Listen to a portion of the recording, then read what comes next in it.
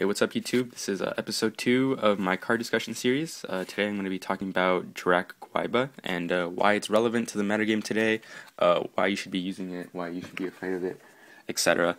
So, why is this card relevant? Well, first of all, it's a level 4 dinosaur, and that right away should be saying to you, evils are Xyz. So, you may be asking yourself, why is this better than all the other level 4 dinosaurs out there? And the reason is because of its effect. And its effect is, whenever it destroys a monster by battle, you can special summon a Jurrac monster with 1700 or less attack from your deck. And why is that relevant? Because Jurrac Velo exists. It's a level 4 dinosaur. So, Jurrac Guaiba kills something, you get Velo, you have 2 level 4 dinosaurs on your side of the field. You can Xyz into Logia or Dolka. That's a free Evils are Xyz. That's why this card is good right now. That's why you should be watching out for it. Also, it has a really great effect in that it doesn't have to send to graveyard, unlike some other battle recruiters like Shura. It's more of like a full Helm Knight in that sense. So you can kill tokens and still get the effect. You can crash into other monsters and still get the effect. By crash, I mean other monsters with 1700 or 2500 attack, which I'll get into that in a little bit. So, like, if your opponent has a Guaiba on the field, like, if you're afraid that they're going to get a plus off you, like, you need to deprison it, or, you know, get rid of it in some other way. You need to stop it from winning in battle, otherwise they're going to make a free Evils are Xyz.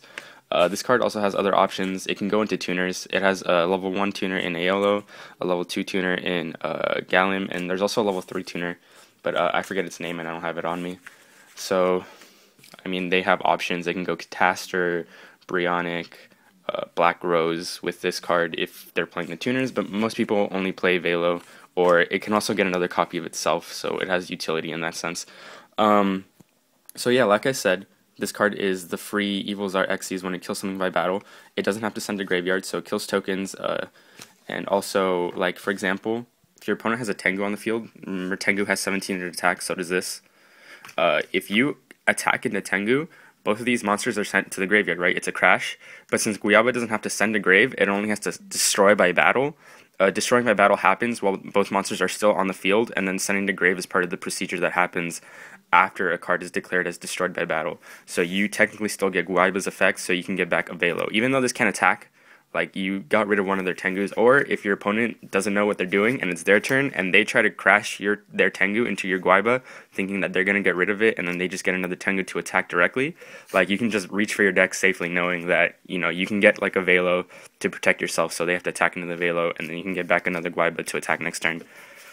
So, Guaiba, you need to be aware of that effect. You know, it doesn't get wrecked by Tengu, which is good. You know, really monsters with 1700 or less attack are kind of bad because Tengu just kind of attacks over them or whatever, but not Guaiba, which is why it's good in my opinion. Also, Guaiba has a lot of great synergy in the Rabbit deck itself, in that Rabbit decks should be playing 3 copies of Forbidden Lance in my opinion. I know a lot of people say 2, but I say 3 because that card is ridiculous. So, you know, you can Guaiba attack into something that's bigger than it, damage step, flip up Forbidden Lance, so effectively your Guaiba becomes 2500 attack because their monster loses 800 attack. So you can attack over bigger monsters to get your plus, to get your free Evils are Xyz to start controlling the duel from there.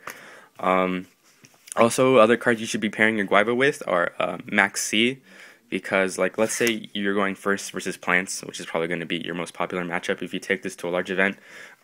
If you Max C their Tour Guide, they're going to be forced to stay as Tour Guide Sanyan, otherwise they're going to risk giving you a plus. So, in that case, you can punish them by summoning Jurrac Guaiba, attacking over the Tour Guide, and making, like, Dolka, so that they don't get their Sangan search.